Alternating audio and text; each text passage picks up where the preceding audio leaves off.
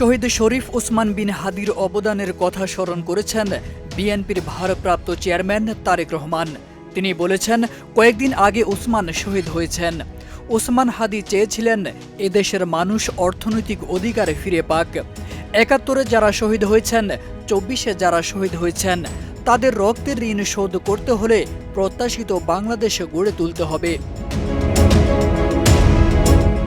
তারেক রহমান বলেন, ৭১-এ দেশের মানুষ যেমন স্বাধীনতা অর্জন করেছিল, ২০২৪ সালে তেমন সর্বস্তরের মানুষ সবাই মিলে এদেশের স্বাধীনতা ও সার্বভৌমত্বকে রক্ষা করেছিল।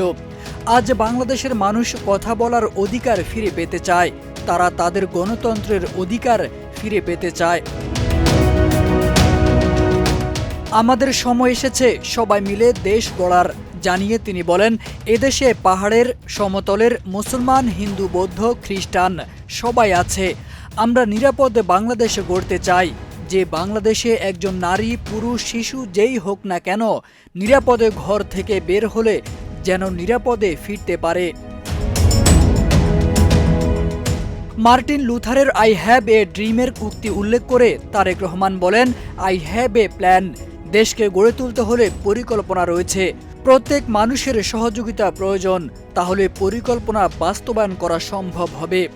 ২৫শে ডিসেম্বর বিকেলে পূর্বাচলে গণসংবর্ধনা অনুষ্ঠানে তিনি এইসব কথা বলেন। তারেক আজিজ খান, প্রজন্ম ২৪।